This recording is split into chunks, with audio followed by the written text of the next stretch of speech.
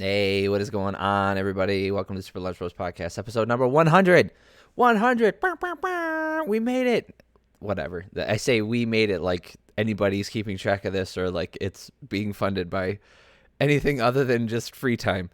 We are going to talk about UFC Fight Night, Johnny Walker versus Jamal Hill. There was some other stuff that happened over the weekend. I didn't get around to watching them. I understand that BKFC had an event. I understand that Bellator had an event. I was busy and I didn't get to those things. I will go back and watch them, and maybe I'll put up a video out later this week. But before we get started, and before I even tell you to please like and subscribe, I want to let everybody know that I'm going to be doing a giveaway for the 100th episode. So this is a stretch. This is going to be a stretch. But if this video gets 100 likes, okay, 100 likes, not 100 views. So if this video gets 100 likes, I will pick a random subscriber and get you a fight kit shirt, or I would hope you would pick from someone's fighter gear, like someone from their website, because they get more direct contributions from that. So pick a fighter shirt, like some of the stuff that you've seen me wear, like Angela Hill stuff, Cub Swanson's gear, whatever. Pick your favorite fighter shirt, pick it out, and we'll interact afterwards, and I'll get that for you and have it sent out to you. So, couple things: 100 likes on this video, and then I will pick a subscriber, which means you need to be subscribed to the channel, and then also just follow me on Twitter. Okay, that's all. At bros_lunch. Okay, only 2 requirements, technically 3 with the likes. But anyway, if this gets 100 likes, giveaway. One of you guys gets a free shirt. So please like and subscribe. Tell your friends about the channel. If you like the UFC, if you like MMA, I do this every single week. Talk about the fights, go over them. Sometimes we do round by round stuff, especially when there's controversy. Over the main events, like to break those down round by round, give my opinion on them, and see if it agrees or disagrees with the community and with the people in the comment section. So let's get started. Boy, oh boy, Jamal Hill hits hard. Holy shit. So we can look at the striking totals on this, because this fight wasn't... I feel bad. I don't want to just sit here and shit on Johnny Walker, because I feel... And he went to SBG... Connor's camp in SBG Ireland or whatever.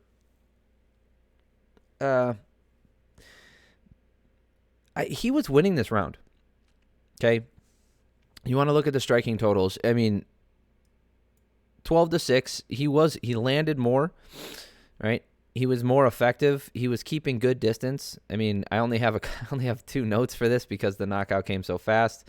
Obviously, the knockout came at 2:55 in the first round.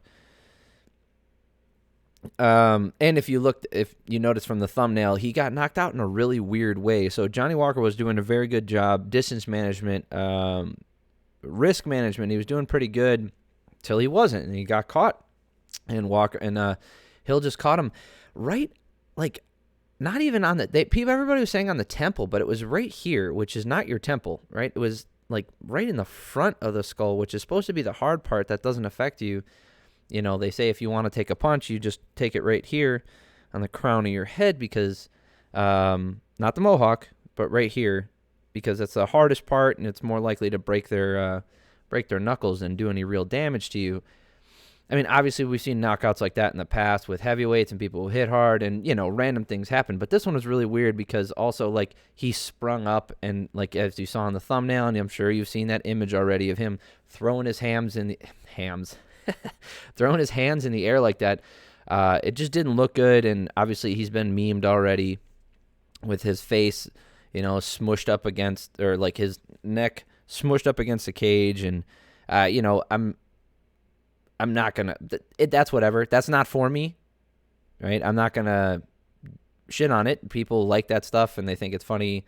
They put it in things, and some of them are funny. It's just that's not for me. I don't participate too much in that stuff. I don't share it.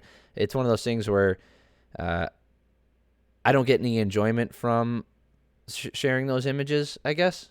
And it's not like I'm not sitting on my high horse saying, like, how dare you? Like, by all means, share them. Like, I think, like I said, some of them are funny. It's just like I don't particularly like doing that myself. But especially because they're, knockouts, and a lot of them are brutal, and it's just kicking a guy while he's down, and whatever. Again, this is MMA. Like, if you can't make fun of people in this sport, I don't know who you can, what sport you can, But yeah, Hill just landed a nice right hand, right, like I said, right there on the forehead-ish, and it put him out. And it was odd. It's weird to see. Not much to break down other than that in this fight. So let's go to what he should be doing. This is weird. Usually the main event is where we spend most of our time. We break everything down, barring a situation like this where it ends super fast. So at light heavyweight, obviously we're going to have Glover taking on Prochazka for the title. We got Jan, who I don't think is matched up with anybody yet. Rakic, who I think Smith wants a rematch with, is with Rakic. Santos, Ankalaev.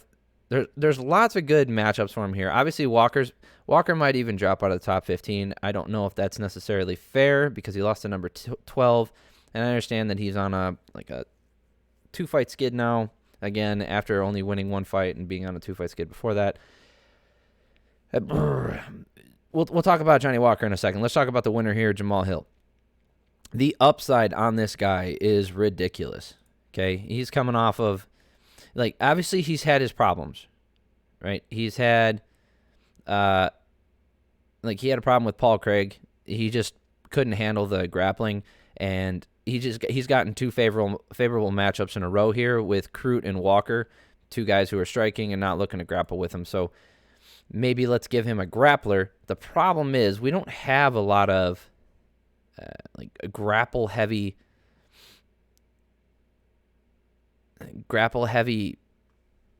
light heavyweights. Really, we've got a bunch of strikers in here. Krylov, I guess you could maybe put in there with him, but he's not a grappler, like a primarily grappler.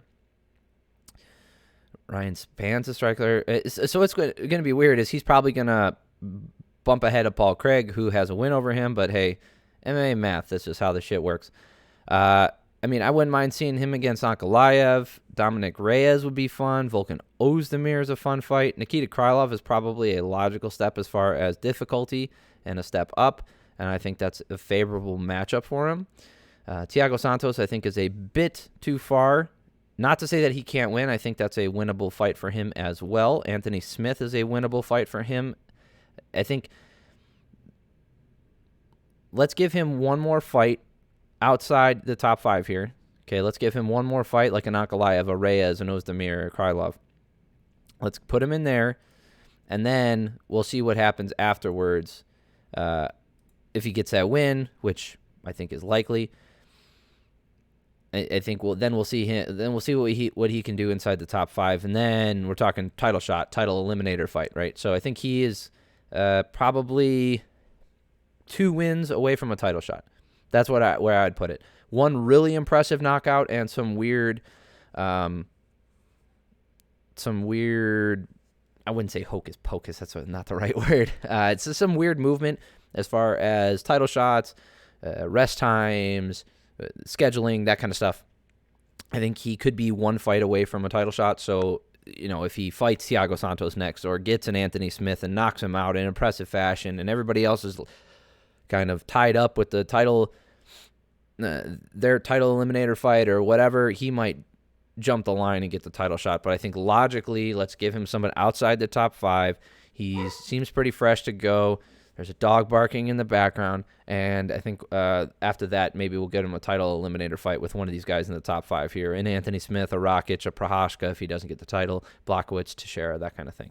I think Teixeira would be an interesting matchup because he has shown to be the heel, the kryptonite for a lot of these strikers, especially these younger strikers in this division, who get up on him early, put him down, damage him early, but then can't keep the pace and just wilt under the pressure of Teixeira. Teixeira grapples with them, puts them down on the ground, and makes them submit to his will, both literally or figuratively.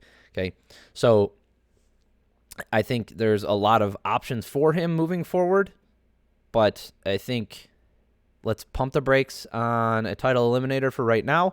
Let's give him one more step up first, and then we'll put him in the title eliminator.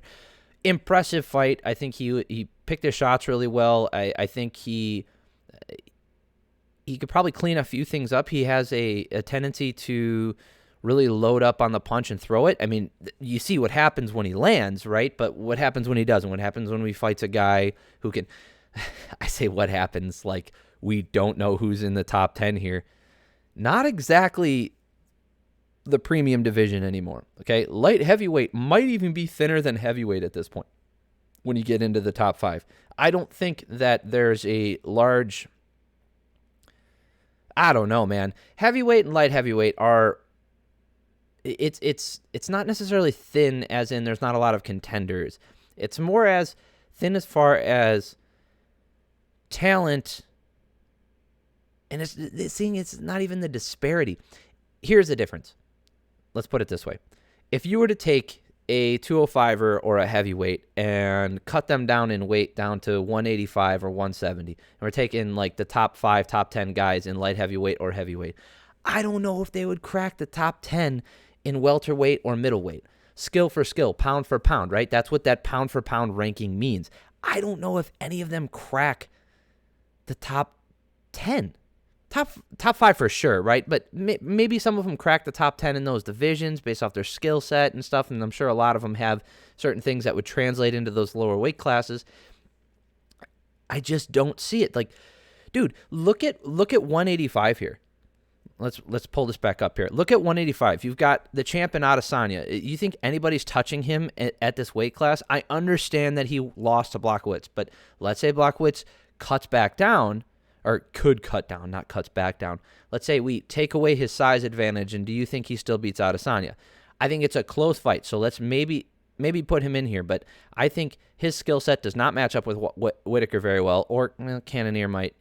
Vettori, not very good. Brunson, I don't think that matches up very well. Paula Costa, I think he would beat him. That's what I'm saying. And that's the number 1 ranked light heavyweight, right? Not the champion, the number 1 challenger.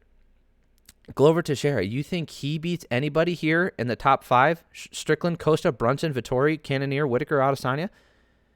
I don't. Not at that weight class. Like, pound for pound, I just don't think his skill set would allow him to crack the top 5. And that's what I'm saying is when I look at the heavyweight and light heavyweight division, I'm not saying that there's a huge disparity as far as skill sets between the champion and the number 15 guy. I mean, there could be and there could not be, but that's not my point. The point is, I don't think these divisions match up well with the other divisions, and we've been over that in the past. I've explained why that is the case. I've explained why I don't know if it'll ever be the premier division that it used to be. It's just so much talent has been infused into the UFC from different martial arts, but especially, wrestling and kickboxing and all these new up-and-comers and guys who are fighting purely MMA. And where are they all ending up? In the lower weight classes, because that's where your average male is going to end up. Most of them aren't giants, and the ones who are giants, who are athletic, aren't fighting in a cage for a living, right? They're going to play football, basketball, baseball. They're playing these sports at a very young age, getting good at them and making millions of dollars as opposed to moving into getting punched in the face, which leaves the door open for the guys who couldn't quite make those athletic endeavors. I mean, we'll get to some of the other heavyweights, but some of these heavyweights in the UFC, I don't know if they could play another sport effectively. Not even at the highest level. I'm talking maybe at like being a D1 collegiate level, which I know is a high bar. So like, let's say D2 or recreationally even, like how successful would they be against, athletes who didn't quite make it? I don't know if they would. That's just not how the human body, or the male human body works, It's just not how MMA is working right now, and I don't know if it's ever going to change unless the pay structure severely changes. So that tangent aside, I think let's look at Johnny Walker now. So Johnny Walker's coming off of a loss to Thiago Santos. No shame in that. No shame. Getting knocked out by Hill, the up-and-comer. Let's see how Hill turns out, but no shame as of right now. He got knocked out by a big punch. He knocked out Spann before that. Good win. Nothing to write home about, but a good win. Before that, losing to Krylov and losing to Corey Anderson, who's no longer in the UFC, but was on the cusp of getting a title shot. It's just the way he came into the UFC, set such a high standard for him. Knocking out Khalil Roundtree the way he did, knocking out Justin Ledet the way he did, and Misha Serkinov. Just being a wild man. And in this fight, and the last fight, I think he's been more reserved since he's been at SBG, and I think he's dialed back the craziness and worked on his basics, fundamentals, working on the jab, which I think he was doing pretty well, working on the distance striking. I mean, obviously he was still lunging in and he has a lot of things that he can clean up. Obviously defense, he has a lot to clean up, but that takes time. It's not something inherent to him when he was just a madman. And the thing is, you can see him making these changes, but this is a question I want to pose to you, and then we'll move on from this. First of all, I'll give you my recommendation. I think he needs to step outside of the top 15. Maybe he could take on a Jimmy Crute. Maybe he could take on an Ian Cutelaba. But I think let's have him fight an unranked guy. He might even drop out of the rankings, which is fair or not. I mean, I don't think that's necessarily. I don't think it's not fair. I mean, that's fine. If it happens, it happens. If it doesn't, it doesn't. Let's give him someone outside the top 15. So I'll put this to you. I'll pose this to you, and then I'll let this go because I don't know if I've formulated a real effective opinion on it yet. So maybe next time he fights, I'll do some more research and kind of break down his last couple fights and see what I can come up with. But do you think that someone like Johnny Walker can be successful with a more conservative approach? I'll ask that a little bit differently just to clear it up. Based off of his style when he came into the UFC and the success that he had, the craziness, the spinning back fist, the flying knees, the power, the random stuff he was throwing. With that skill set, something similar to like Yair Rodriguez with his crazy shit. Do you think that he can only be successful with that game plan, or do you think a more conservative, traditional game plan can suit him and be more? I keep saying successful. Be a better long-term plan for him. What do you guys think? I don't know yet. I like I said, I haven't watched over this fight again or the last couple yet. So maybe before the next one, I'll look at them and I'll try and answer that question. But that's my question to you. What do you guys think? All right, let's go to the co-main event. Jamie Pickett versus Kyle Daukaus. Kyle Daukaus just not being able to fight. He's had some fights fall out, and obviously the weirdness that happened versus Kevin Holland.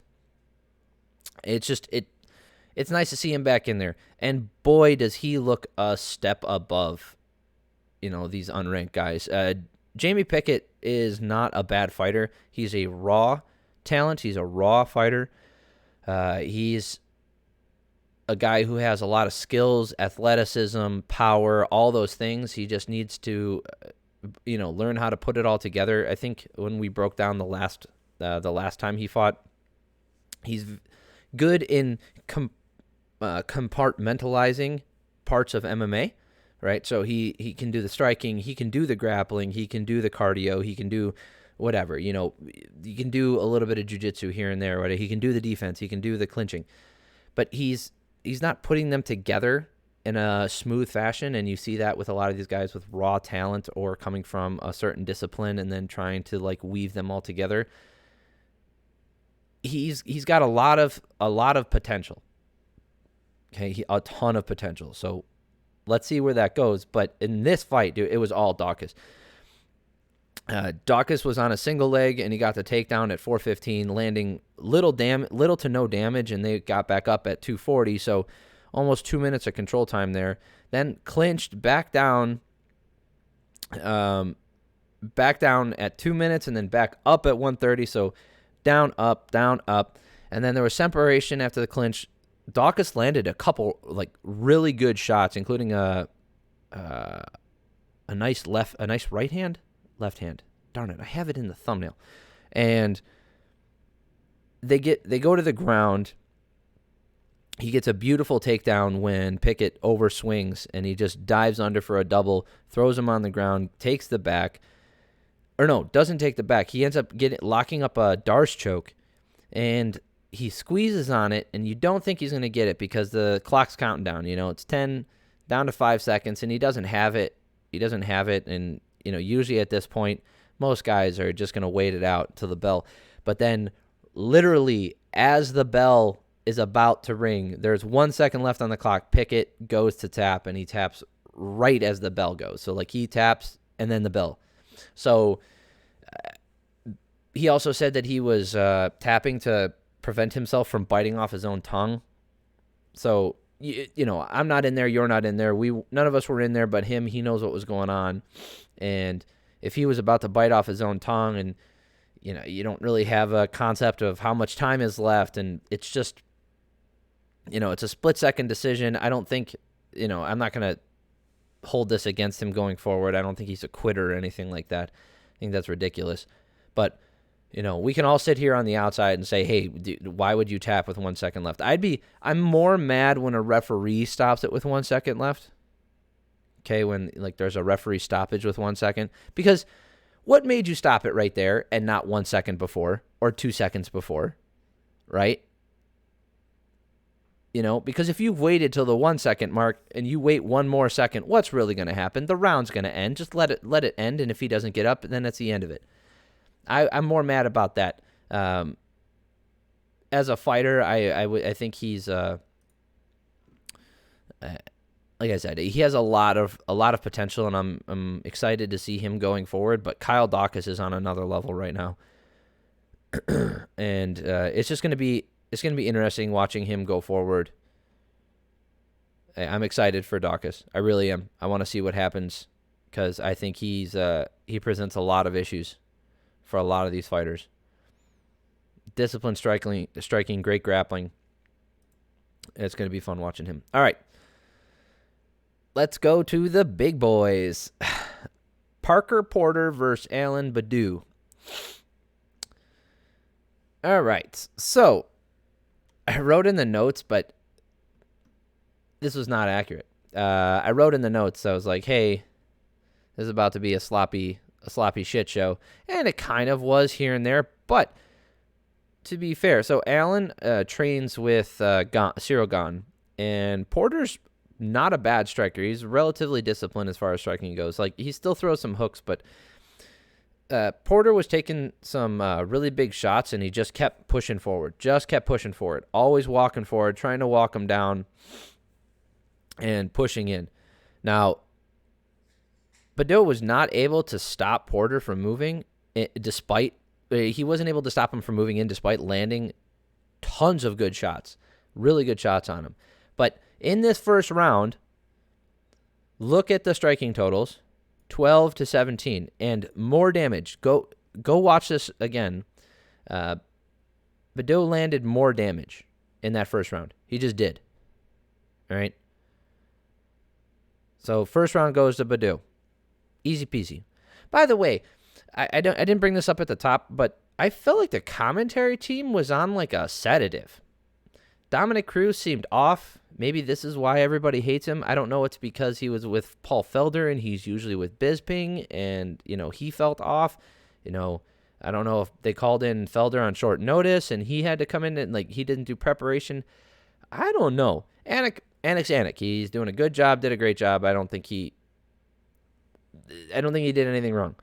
But the other two guys, this was not their best night. I felt like they were saying a lot of things that didn't make sense. At one point, Dominic Cruz didn't know what round it was during a fight in one of the prelim fights. It was very awkward, and I felt like the commentary team was way off. Not just like in what they were saying, but just how they were acting in general. It felt weird, right? So I get some of the criticism of Dominic Cruz. I really enjoy Cruz and Bisping together. I do. I think they're very good, and then especially when Brendan Fitzgerald in there, like those three, I think they're excellent. And then every so often you throw Paul Felder in there in the mix, and yeah, I know he's worked with Dominic Cruz in the past, but maybe I don't know. Your guess is as good as mine. I wasn't there. Something was weird. Like it felt like maybe they were drinking or some shit before this event. They have an open bar. So anyway, I had Allen doing way more damage in the first round. So bad takedown attempts from Porter put him on his own back, but Porter managed to work his way out and did some damage on his own. The second round was a way better round for Porter with effective pressure and doing more damage, especially to the legs. He was utilizing those leg kicks very well, and if you can see here, virtually half of his strikes are landing to the legs. Obviously, 46 up top, 44 down below. So doing a lot of damage to the legs, which is, great for these for a longer fight. But if you're not, and he was doing some good work in the first round with it as well. But doing leg damage isn't usually a fight ender unless you are targeting and hammering on him. Like, you got to make that a point. It's more like a tactic that's going to slow down your opponent and open up other striking, which he didn't necessarily utilize, and we'll see that in the third round. So the second round, clearly Porter's, no argument, okay? No argument. 19-19 going into the third round. So Baudot landing some good distance work and then got taken down at 145. But before that, all he did was outstrike him, and he was bouncing around on his feet, doing way more damage. Porter finished the fight in mount on top, landing ground and pound. Okay? This is exactly what I wrote. Hard to say what did more, but my gut tells me Baudot 29-28. I'm not upset with Porter getting... I wrote this down. I was like, wouldn't be upset with Porter getting a win, but in my opinion, Allen did more damage before Porter got the takedown and then finished on top. And this gets into one of those bro arguments. So Porter ended up getting the decision here. Okay, he got the decision, unanimous 29-28, whatever. That's fine. Like I said, I'm not upset about the decision, but gets into one of those bro arguments like we discussed last week. Last week's bro argument discussion was about beating the champ to be the champ. This week's bro judging discussion is going to be about, well, he was on top to end the round, so, if they're in a schoolyard fight, and you get pulled off the other guy, we know who won that fight. No. A punch in the first second is equal to the exact same punch in the last second of a round. What transpires in the middle does not matter if it's equal. Okay? It does not matter when you punch the person, in the beginning of the round or the end of the round. And they say, this late minute takedown, that's only effective if the rest of the round was even. They are effective because it plays on human psychology and emotion and subjectivity and all those things that go into the scoring criteria, right? It can skew a judge's opinion because of recency bias, right? Often you can forget what happened early in the round by some crazy actions happening late in the round. If I'm beating you up early in the round, I'm doing tons of damage, doing good work, and let's say I land 15 strikes in the first minute, but then I don't land a strike for the rest of the round, and then you don't do much until the last 30 seconds of the round, and then you land 10 strikes of equal damage to the 15 that I landed earlier. I win that round. Right? Despite you landing more near the end, and doing more damage recently, and there's an argument that's totally invalid, by the way, but there's an argument that's often made like, well, he obviously didn't do enough and none of those things affected him, therefore he was able to keep going later in that round, and then he was putting pressure on him, so his skill set and his technique was more effective. That's not the case. That's only the case if what you do outdoes the amount of damage or work that your opponent has done leading up to that point. So, in my opinion, I still think Allen should have got the win. He outstruck him in the first and the last round, outdamaged him in the first and last round. That takedown and damage, although brought it very close to Porter, and like I said, I'm not upset. I don't think this is a robbery. It's very close. He was in a dominant position and yes, it was at the end of the round, so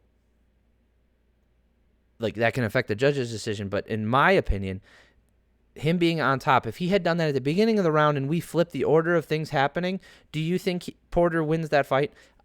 I don't think so. That's the problem. That's what I'm saying, right? Flip the order of events, okay? Porter on top in the beginning of the round for the exact same amount of time, and then Allen gets up and he does what he did, but at the end of the round and leading to the end of the round. Then the end of the fight. Baudot gets a win. So that's the problem I have with it. That's why I lean towards Baudot. I'd probably give him the win. Not upset about it. Whatever. Moving on. That's my bro judging moment of the week. That is my rant of the week. I might have another one. Okay. This fucking fight. Holy shit. All right. Jim Miller taking on Nicholas Motta. Okay. I watched these fights live, which, because they happened earlier in the day, I was able to do, and I jumped off my couch. I was cheering for Jim Miller, jumping off my couch, calling for the finish. It's something crazy, man. This guy, I think I tweeted it out at 39, but he has 39 fights in the UFC. He is 38 years old, right? I wasn't off by a lot. He's an older individual, especially for lightweight. Holy crap. This fight was the first round. So Miller was caught by a right hand at 4 minutes, but he stayed upright. Didn't look like he got rocked, but he did take damage. Miller was going with leg kicks. Motta was having issues staying facing forward because every one of those leg kicks either opened up his stance or closed his stance and flipped Motta around. So Miller was doing damage with those leg kicks. But in the first round, Motta did more damage, and I thought he got the first round. I put a note on my going forward that lead leg is going to be an issue in the second round. Turned out to be a non-factor. I mean, a little bit, maybe with the movement, and that's what allowed Jim Miller to land that big right hand. But holy shit, Jim Miller with another KO and that right hand. Dude, lands a big right hand, puts Motta down, and then finishes up with some ground and pound and gets, I guess you can technically call it a TKO, but it should have been a KO finish. He was out enough to go on, because the dude fell with his arm behind his back. He was pretty much out of it. Dude, Jim Miller, how is he still doing this? Not why is he still doing this? Obviously because he's successful. How is he still doing that? By the striking totals, looking at these striking totals, I might be off. Motta did not land more. No, because he landed that big one. Jim Miller didn't rock Motta. Motta seemed to rock Miller. And yeah, I would be comfortable giving Motta the first round, but it's a non-factor. It doesn't matter. Anyway, holy shit, Jim Miller's still doing the damn thing. Do you think he can move back into the rankings? Holy shit, would that be something? Wouldn't that be crazy? At 38 years old, 39 years old, next year. Wait, his birthday is in August or September. I think he might be turning 39 this year. So 39 years old being ranked at lightweight, that would be incredible. And that's a tall order, though. These guys in this division are something.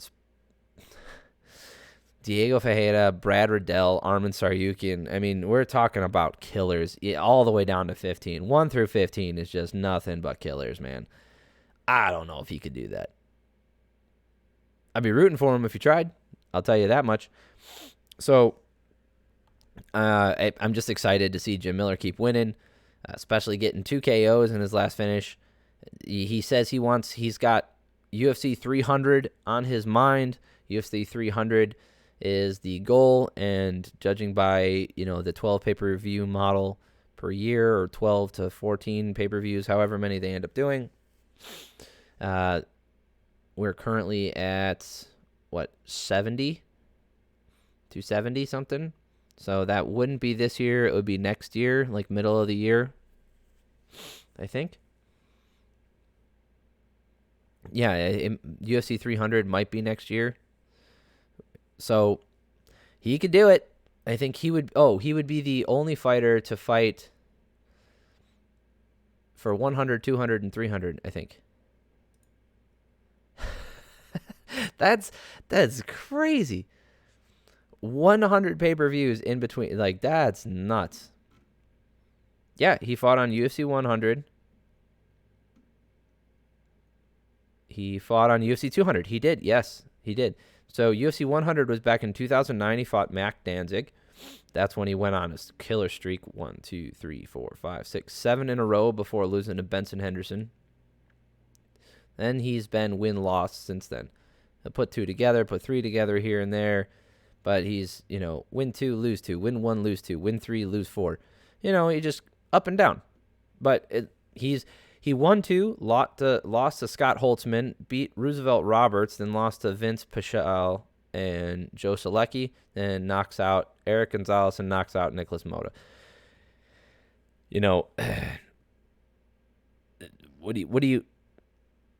What do you say about Jim Miller? It's somebody who's never had a title, but is just the longevity of his career. I mean, I think Jim Miller is the definition of a gatekeeper. He's a definition of a journeyman fighter in the UFC. A guy who, if you can beat Jim Miller, that puts you, I don't know if that means that much anymore now that I put that into it. But the way he's fighting, man. I mean, he beat Clay Guida, who is also still getting wins. He beat him in 2019. Dude, I don't know. And look at some of his losses. In 2017, these are his losses from 2017 and 2018. Come on. Listen to these guys, and then you tell me that he's out of it. Dustin Poirier, Anthony Pettis, Francisco Trinaldo, and Dan Hooker. And beat Alex White, and then loses to Charles Oliveira. So we're talking about title challenger, Anthony Pettis, whatever, up and down fighter. Francisco Trinaldo, always a tough out. Dan Hooker, guy who's stepping on and then the current title holder. Dude, I mean, put him against 4 up and coming fighters right there, and he might go 3-1. He might have had a 6-fight win streak. Like that's what I'm saying. He's something else, man. It's fun to watch him fight. It's fun to watch an old guy like him who's just a constant journeyman, like I said, getting wins, working hard, and never quitting. And he's brought up, like, hey, he wrote a cookbook, and he's got kids and taking care of all this stuff, so fighting is getting harder for him. But he said he wants to fight till UFC 300, and he wants to fight on that card. So for the love of God, let this work out. Let him get that, and let him retire. Let's give him a win, too. Let's give him a couple KOs, and then give him a KO win at UFC 300, and we'll call it a career. All right. So the much hyped up Joaquin Buckley versus Abdul Razak Alhassan. This fight was supposed to be a knockout fest, a slug fest, nothing but power, blah, blah, blah, blah, blah, blah, blah, blah, blah.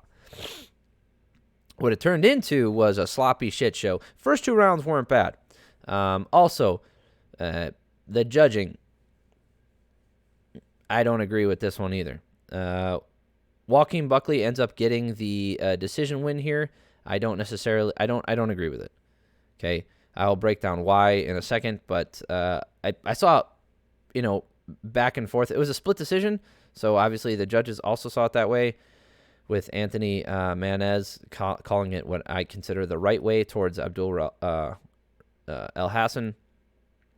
Saul D'Amato there giving it to Buckley. So for those of you guys agreeing with Saul D'Amato, I'm not going to give you shit. I mean, it was the first round was pretty close, so it's not totally out of the realm of possibility, but it is what it is. Oh, also, he was featured on the thumbnail was Joaquin Buckley with his new cornerman, the dude from the Detroit urban defense stuff. Crap, I forget his name. But anyway, it was fun to watch him in there. Like, he puts him in the corner, and how much it really helped did he give him? He said after the fight it was about promotion and this and that. If it helps him win and get more eyes on the sport or on himself and make more money, it's all more power to him. I got no problem with that shit. Zero. Like it does nothing for the sanctity of MMA. I don't think it hurts anybody. I think it was all in not good fun, but good strategy, and I liked it. I thought it was cool. So, first of all, the leg kicks for Alhassan were there all day. All day he could have landed those leg kicks, but he chose not to. He chose to keep loading up on fucking punches and diving in. Alhassan had an eye poke at 3:30, no punishment there. It's fun when I bring that up, huh? How often this happens. Buckley took a few big shots, so he got a takedown at 3 minutes, but then and then a mat return at 2:40, back up at 2:33. So no damage done by Buckley in the first round with those takedowns. He didn't really do enough there. And if we look on the striking totals here, Buckley did land more, right? So purely striking numbers, he did land more. But if you go back and watch, Alhassan landed some fucking bombs, dude. Big shots from Alhassan. And that's where the damage comes in. And I think Alhassan did more damage in the first round, so the control time of Buckley didn't do anything. And it was very little control time, and he didn't do any damage with it. So if it was a little closer, like I said, the striking numbers are so close, with Buckley landing 16 to Alhassan's 14, that if they were of equal power and equal damage, obviously this round goes to Buckley just on striking numbers alone. But let's say Alhassan did slightly more damage, those takedowns from Buckley would do the dirty work and get the win there for this round. But that's not how I saw it. Alhassan landed some big shots, and I felt those did more damage to Buckley, giving him the first round. Second round, all Buckley. Okay. I wrote just another note on the first round. I was like, the takedowns for Buckley didn't do enough to get the round back from all the big shots that Alhassan landed. So Alhassan's forward movement and output went down a lot to start the second round. Alhassan looked exhausted after one big grappling exchange. So Buckley moves in for a takedown, and then there's this big grappling exchange, long grappling exchange, lots of explosiveness from Alhassan trying to defend against a takedown. He successfully defends against it, and they stand, and he's just exhausted. He's standing against the cage, not wanting to move, not wanting to do anything. Buckley kept unloading on him, going high, low, going up top, going down low. Dude, it was beautiful watching him do work. Buckley just made him look like shit in that second round. So more strikes, more damage, and more grappling. And we can see here by the striking numbers, 26-9. Obviously, it's not very accurate. He threw a ton, but who cares? It doesn't matter. He landed way more damage. Alhassan did nothing in the second round. Okay, tied going into the third, in my opinion. All right, so both these guys got super tired. So Alhassan from the grappling and Buckley from throwing all those big shots. So Alhassan kept overextending on his shots too, and he did it in this third round again. So at one point, he has Buckley down on the ground, and Alhassan can land some big damage, and he lands a couple shots, but then he overswings, overextends, and then Buckley switches position and gets out of there. But Alhassan got another takedown at 2:45 and then pretty much stayed on top. Dude, it was a garbage third round. It looked like shit. Like, these guys were exhausted.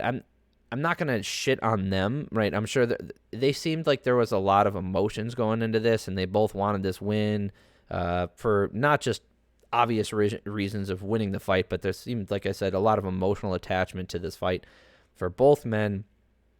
I don't know if that is the only reason they're both exhausted. I think Both of them have shown in the past to have issues with cardio when it comes to grappling and those kinds of things, and those exchanges in that second round and the third round didn't help with those matters. Both these guys are going to have a lot of issues going forward, not being able to do that stuff, and not being able to grapple for extended periods of time, and not necessarily controlling the distance very well. So Buckley's a great talent. Alhassan seems like he has a lot of raw talent as well. And what's weird is Alhassan is actually coming from, he's a judoka, so he comes from judo. But somebody was posting on Twitter, how come he doesn't use more judo? And you could tell, because when he gets into one or two grappling exchanges, all of a sudden he's freaking exhausted. So that's why he doesn't do that. It doesn't work in MMA for him, because when he has to mix those things up with the other things, it doesn't work. He can't just grapple the way he did. He had some great grappling exchanges, and he had a lot of control in that third round. I think he should use that more effectively, and now he's training at elevation, at team elevation. So I think going forward, we'll see that skill level and cardio level improve. So Alhassan's going to be a problem, and with how close this fight was, if they fight in 3 years from now, I think Alhassan probably would smoke Buckley. Based off what I saw here and all other things being equal. But yeah, I had Alhassan winning that fight. I had Alhassan with the first round and the third. Right? I think the third round was clear. I think the second round was clear. I think the first round was close, but I gave it to Alhassan, similar to how I gave that round to Baudot later on in the card. So, it is what it is. We don't have to beat that dead horse anymore. Let's talk about a fun fight. David Onama taking on Gabriel Benitez. Boy, oh boy, did these guys throw down. So Benitez, I wrote, Onama has the skinniest legs I have ever seen. He does. Doesn't affect anything. I just wrote it down. Benitez was throwing some nasty leg kicks to him too.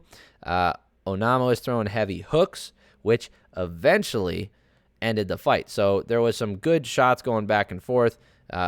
Onama got caught with a left hook and was having issues with his right eye. It was a punch, but it landed inside of the eye, and it was making it so he couldn't see. So, they just started throwing. It got really sloppy. There wasn't a lot of technical stuff at the very end there, and Onama just threw some nasty combo, like a 10-piece combo or something, I think Paul Felder said, and he got the KO finish. Nasty KO finish. I think this was performance of the night. And Benitez missed weight. Not cool. Missed weight, which means he doesn't. Oh, no, it was performance of the night. So Benitez didn't get a bonus anyway. So that $50K goes to Onama. Plus he gets 20% of Benitez purse. I'm really not a fan of that. Taking money away from a fighter. I understand. I don't want to do this again, because I think I broke this down and put my opinion out there on that big weight miss for the last card. It's just, these guys aren't making that much money to begin with. So yeah, it's cool to punish him and give money to the other fighter for taking that fight, but there's a better way to do it. And it's not taking money away. It's make it affect the fight, right? Take points away. That kind of stuff. Jessica Rose Clark versus Stephanie Egger. Egger doing some clinch work. Clinch work was in favor of Rose until the 3:30 mark. Egger then got this throw in like this headlock, the scarf hold position at 2:45, but then Rose worked her way back up and threw her back down and then back up. Then Rose pushing her against the fence again. So there's lots of clinching in this fight. And then Egger threw her down with the headlock, and through a bit of rolls, ended up getting a armbar and getting the submission at what time was it? Submission at 3:44. Egger pretty much did whatever she wanted after she got control. Clark still has some stuff to work on. And I think Clark has made some improvements. Obviously beating Jocelyn Edwards and Sarah Alpar in her last two fights, but her losses to Jessica Ai and Pani Kianzad, because I mean, look at her record. This isn't the end of the world for Rose Clark. So if she has wins over Beck Rawlings, Paige Van Zandt, which doesn't mean anything, but haha, like it's funny to see her name still in someone or still somewhere involved with the UFC. But the loss to Jessica she's just a decision machine too. Obviously with the KO, but a majority of her fights are going to decisions. There's no shame in that. It is what it is. That's how she gets wins done. So I think this was not the UFC debut. Yeah, Stephanie Egger lost to Tracy Cortez, but then got a win against Shayna Young and then Jessica Rose Clark. So these girls are fighting at bantamweight. I mean, now that it's open until, Nunes comes back, if Nunes does, get the title back, which I think is likely, but, I don't think anybody is favoring the Venezuelan Vixen in that rematch. All right, Chaz Skelly. Chaz Skelly taking on Mark Striegl. So, some frantic grappling here until about 2:11 in the first round when Skelly got on top. Skelly stayed on top until the end of the round. Lots of shots from both guys. I gave the first round 10-9 to Skelly. If you look at the striking numbers, 3-4, not much, and there was a ton of control time for Skelly, so I gave that to him. Striegl seemed to, I don't know, have more power. I want to say more power, but I feel like, he didn't show it enough. And in the second round, there was a short, Skelly started with this short lead elbow, and Striegl got rocked a little bit by it, moves backwards, and then in a clinch, and then Skelly just throws a knee in the clinch straight up and lands right on the chin. It was a beautiful knockout for him, and he said that he might be calling it a career. He's selling roofs, which was a pretty funny thing to say in the post-fight interview, so that was pretty fun. He said he's ready to move on in his career, coming off of, I think, 2 wins in a row. Yeah, against Jordan Griffin and then Mark Striegl here. Lost to Jason Knight. That was way back when, 2017. So he's been relatively inactive. It's been 3 years since he fought last, or 2.5 years since 2019. He said part of that is, he's getting older and his body's just not holding up the way he used to, and he's just not able to train the way he wants to, right? His body's just giving him a lot of fits and a lot of problems, so that's why he's wanting to call it a career. He didn't officially say he's retired. What he said was, if the UFC were to give him a fun offer, an exciting offer, something interesting, he would definitely come back and fight, but he's ready to move on with his life and his career, and going out on this win, just dominant win. I mean, I don't know if Chaz Skelly was ever going to be a title contender, but the dude, he was a workman-like performance through and through, fighting since 2014 inside the UFC. Just doing the damn thing, never really a contender, but always knocking on that top 15 door. I think at one point he might have been ranked. It's cool to see a guy go out like that, and if he chooses to retire, that's cool. If he chooses to come back for another fight, there's no shame in that either. We're not talking about a BJ Penn situation. I think that's a perfect way to go out if he chooses to do that, and it's a beautiful way to go out too. Getting a finish like that with just a gorgeous knee right up the middle and putting him basically to sleep on the feet. It was fantastic. Great win for Chaz Skelly, and if he does call it a career from here, I wish him nothing but the best. Super cool to see him win on a fight where he might be retiring. All right, Gloria DePaula versus Diana Belbita. Okay, this was a close one too. Both women with good shots. Belbita landing a little bit more and some more force until 3:15, but then DePaula started landing some more of her own. The striking was so close, but I wanted to give the first round to DePaula because the grappling advantage. But if the numbers are in favor of Belbita by enough, I would give her the round. Guess what? They're not in favor by enough. I told you they were close. I said striking was so close. One strike, 28-29 in favor of Belbita. Not enough to outweigh the grappling that Paula did. I felt like they did equal damage. Paula did land enough for me in that round. Second round played out pretty much exactly the same way the first one did, right? And the striking differential about the same, 33-31. Pure striking. I guess if you gave the damage to Belbita in a significant way. Maybe I could see her getting the second round here, so fine, but I didn't see anything from her landing bigger shots. Paula was landing equal shots to hers, and yeah, she was outlanded by 2, but I feel like those were, there was enough leeway in there to where Paula probably landed as much damage, and then she had the grappling advantage. So I had her up 2 rounds going into the third, and then DePaula definitely won the third round. I feel like she got another takedown. Let's see. Yeah, she got a takedown, and then another takedown at 245. Oh, no. DePaula got a nothing takedown is what I wrote at 245, and then it was right back up. Third round was almost the same thing as the first 2 rounds, but this round was even, I would say, more dominant in Paula's favor. So if you managed to give those 2 rounds to Diana Belbita, I could understand if you were upset. She thought that she won those rounds. Adelaide Bird was judging this one. Yeah, I mean, if you gave that first round or that second round to Belbita, no shame in that. I think I just gave it to Paula. I gave her all 3, honestly.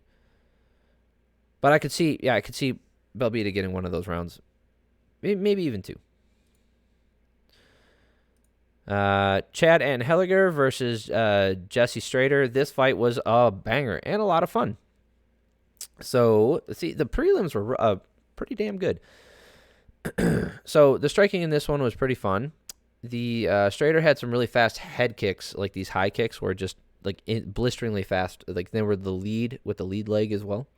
And he got the takedown at 420 with no damage for about 50 seconds. And then the guys kept staying in the pocket at like 130. Damage going both ways, pretty even.